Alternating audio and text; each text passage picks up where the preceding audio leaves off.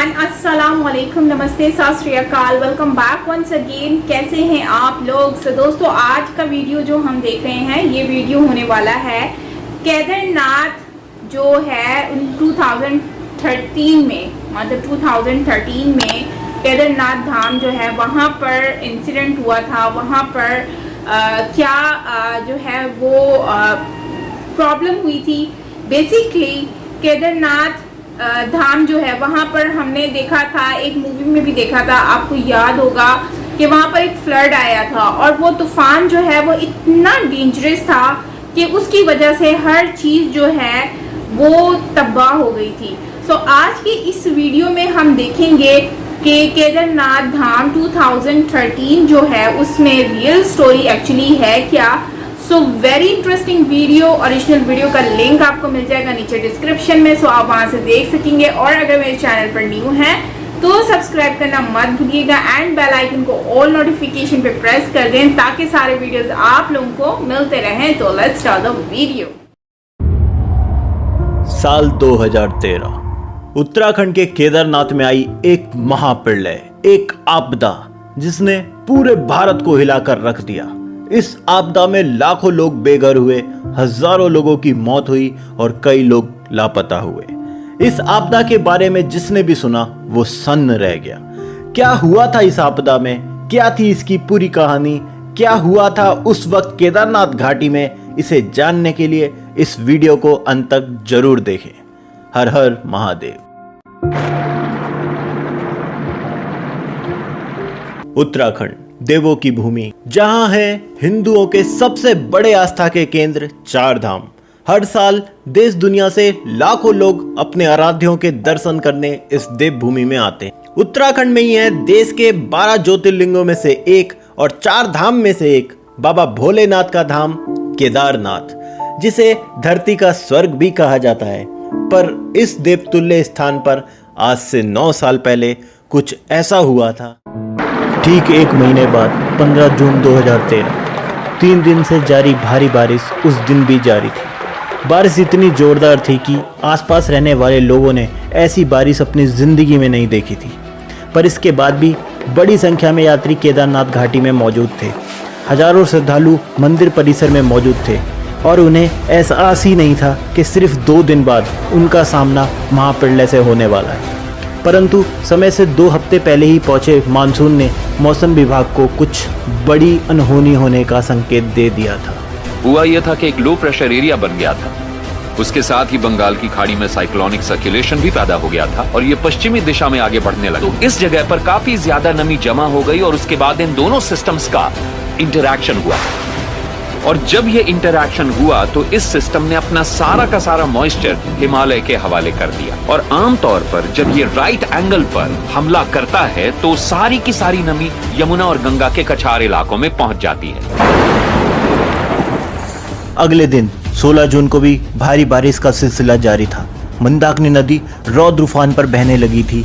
लगातार भारी बारिश से केदारनाथ के ऊपरी इलाकों में जमे ग्लेशियरों पर भी भारी दबाव बनने लगा था। केदारनाथ घाटी के चारों तरफ बादल फटने का सिलसिला शुरू हो चुका था, जिससे केदारनाथ में मौजूद यात्री सहम उठे थे।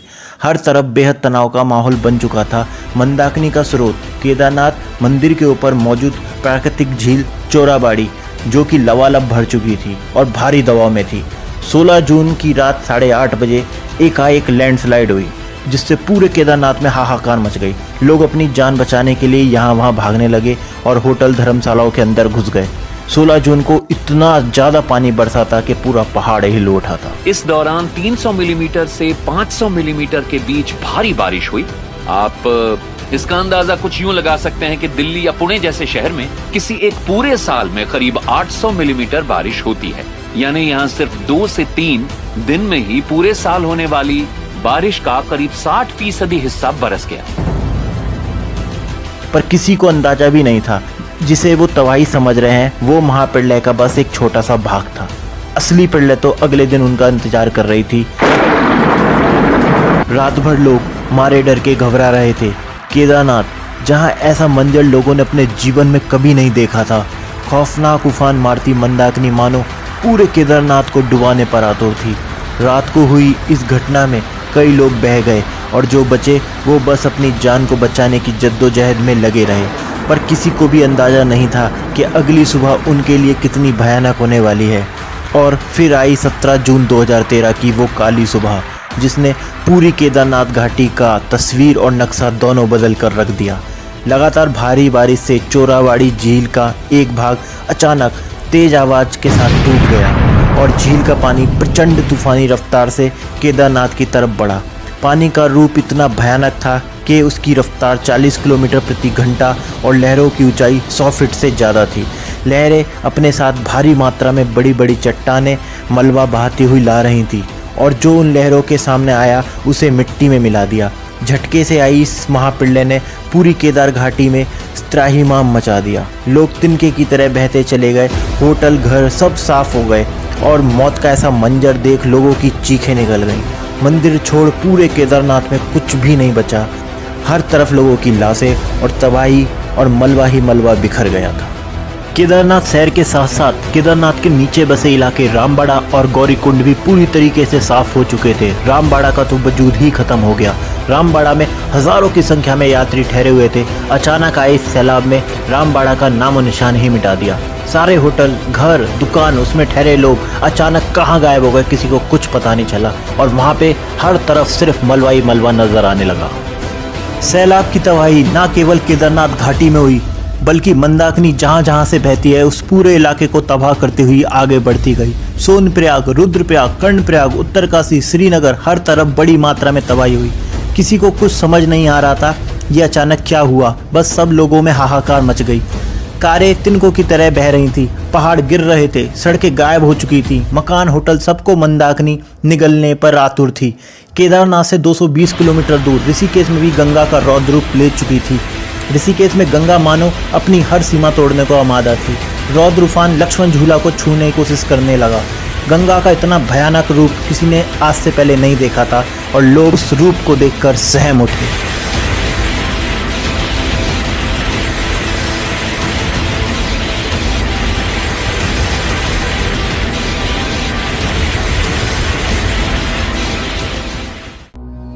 हजारों लोग मारे गए, सैकड़ों लापता हुए, हजारों बेघर हुए। लोग उत्तराखंड के इतिहास की सबसे बड़ी आपदा झेल रहे थे। हर तरफ मातम, तबाही के निशान, बर्बादी की कहानी बिखरी हुई थी। सरकार और प्रशासन तक खबर पहुंच तो चुकी थी कि कुछ बुरा हुआ है, पर उन्हें अंदाजा नहीं था तबाही इतनी भयानक थी। 18 तारीख में एक हेलीकॉप्टर घटना का जायजा लेने केदार घाटी पर उड़ा। उसने जब नीचे के हालात देखे तो उसके पैरों के नीचे से जमीन खिसक गई। गौरीकुंड और रामबाड़ा का वजूद ही समाप्त हो चुका था। केदारनाथ शहर पूरी तरीके से बर्बाद हो चुका था। पायलट ने फौरन इसकी सूचना कंट्रोल रूम को दी। राहत बचाव के कार्य के लिए तुरंत आर्मी और एयरफोर्स की मदद ली गई और फिर शुरू हुआ भारत का सबसे बड़ा रेस्क्यू ऑपरेशन, जिसे आर्मी ने नाम दिया ऑपरेशन सूर्य हो। देश के जांबाज जवानों ने रात दिन एक करते हुए हफ्ते भर में पूरी जान लगा दी। लगातार हेलीकॉप्टर उड़ रहे थे और लोगों को सुरक्षित जगहों पर पहुंचाया जा रहा था। जगह जगह से लोगों को बचाया जा रहा था।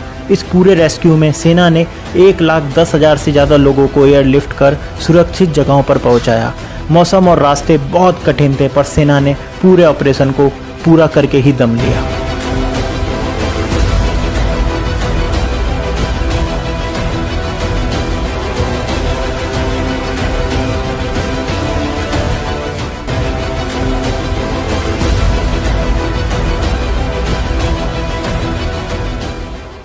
अब उस आपदा को बीते 9 साल हो चुके हैं। केदारनाथ शहर फिर उठ खड़ा हुआ है, और भी सुंदर और भी सुरक्षित रूप में। उस आपदा से इंसान को ये भी सीख मिली है कि वो कुदरत को अपने स्वार्थ में बांधने की कतई कोशिश ना करे। मंदाकिनी पर अंधाधुंध अतिक्रमण 2013 में हुई तबाही का बड़ा कारण बना था। मंदिर पूरी तरीके से मकानों, दुकानों के अतिक्रमण से ढक चुका था। आज मंदिर 2-3 किलोमीटर दूर से भी साफ देखा जा सकता है। हमें समझना होगा, प्रकृति से हद से ज़्यादा छेड़छाड़ अंत में इंसान की ही बर्बादी का कारण बनती है, क्योंकि प्रकृति इंसान के हर हिसाब को अंत में पूरा कर देती है। ये प्रकृति के साथ संतुलन बनाकर विकास करना ही इंसान का एकमात्र उद्देश्य होना चाहिए। दोस्तों, यही थी केदारनाथ 2013 की आपदा की पूरी कहानी। उम्मीद है आपको वीडियो पसंद आई होगी। दोस्तों, इस तरह की वीडियो को देखने के लिए चैनल को सब्सक्राइब ज़रूर करें, नोटिफिकेशन बेल को भी ऑन कर लें। और नीचे कमेंट में हर हर महादेव, जय माँ गंगे अवश्य लिखें। तो दोस्तों फिर मिलते हैं किसी नई वीडियो में, नए ब्लॉग में, नई इन्फॉर्मेशन के साथ। तब तक के लिए बहुत बहुत धन्यवाद। हर हर महादेव, नमस्कार।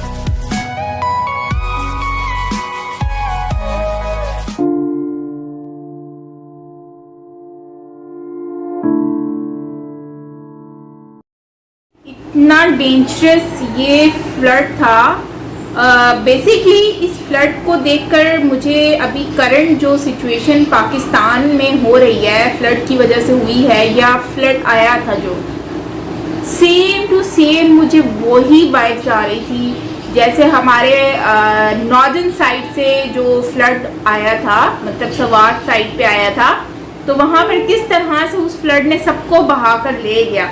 तो ये वैसा ही फ्लड जो है वो उस टाइम पर केदारनाथ धाम पर भी आया था, क्योंकि केदारनाथ धाम जो है वो बहुत ऊपर है, मतलब काफ़ी ऊंचाई पर है, पहाड़ों पे बना हुआ है। तो वहाँ पर तो गाड़ी भी नहीं जाती भाई, बहुत ही लोग पैदल वॉक करके, हाइकिंग करके जाते हैं ऊपर तक। और फिर उसके बाद फिर हेलीकॉप्टर के थ्रू भी लोग जा रहे होते हैं, या फिर हॉर्स राइडिंग भी ले लेते हैं जो नहीं इजीली वॉक कर सकते, यहाँ हाइकिंग कर सकते। तो इस तरह का सिनेरियो देखने को मिलता है। बट उसके अलावा अगर हम लोग देखते हैं तो ये केदारनाथ जो यात्रा है, मतलब लोग करने जाते हैं, तो उस टाइम पर 2013 में मतलब वहाँ पर लोग मौजूद थे। मतलब लोगों को पता था बारिश हो रही है, बहुत तूफानी है, तो इस वजह से लोग वहाँ पर जो स्टक हुए हुए थे, तो वो शायद इसी वजह से वो लोग वापस भी घर वापस नहीं जा पा रहे थे कि स्लिपी होगा, डेंजरस होगा। मतलब इस तरह का लोगों ने मौसम को देखते हुए वहीं पर स्टे करना बेहतर समझा। लेकिन अगर हम देखें तो उस टाइम पर वो जो तूफ़ान आया, फ्लड आया, मतलब इसका पहले से ही जो वेदर अपडेट वगैरह होती हैं जिनके पास, उनको पहले से ही आइडिया हो गया था कि यहाँ पर इस तरह का कुछ होगा। लेकिन मेरे माइंड में एक ही क्वेश्चन आ रहा था कि भाई जब इस तरह का कुछ होने वाला था, उनको पहले ही पता चल चुका था, तो उन्होंने उनको सेव क्यों नहीं किया उस टाइम पर, या रेस्क्यू नहीं किया। यार अगर आप लोगों के पास इसके बारे में कुछ भी इंफॉर्मेशन हो तो आप नीचे कमेंट सेक्शन में मुझसे ज़रूर शेयर कीजिएगा, मैं जानना चाहूँगी। एंड बस ये एक मासूम से सवाल था माइंड में आया, मैंने कहा पूछ लेती हूँ। वैसे जो ये बहुत ही ज़्यादा डेंजरस टाइम था, क्योंकि जाहिर सी बात है अपसेट मोमेंट था कि अचानक से तूफ़ान आ जाना, पानी आ जाना और सैलाब के रूप में सब कुछ बहा के ले गया, तोड़ फोड़ कर दी। मतलब वो जो मेरे ख्याल से तो वहाँ पर जो घर बने हुए थे, जो रूम्स बने हुए थे यात्रियों के लिए, तो यकीनन वो यात्रियों के रूम जो हैं वो भी बह गए, उसमें जो यात्री थे वो भी बह गए। मतलब कुछ तो सेफ हो गए होंगे, जाहिर सी बात है। और मुझे जहाँ तक लगता है तो इसमें सुशांत सिंह राजपूत जो हैं उन्होंने एक मूवी भी बनाई थी केदारनाथ यात्रा के ऊपर, तो मुझे लगता है कि ये इसी के ऊपर ही उन्होंने मूवी भी बनाई है।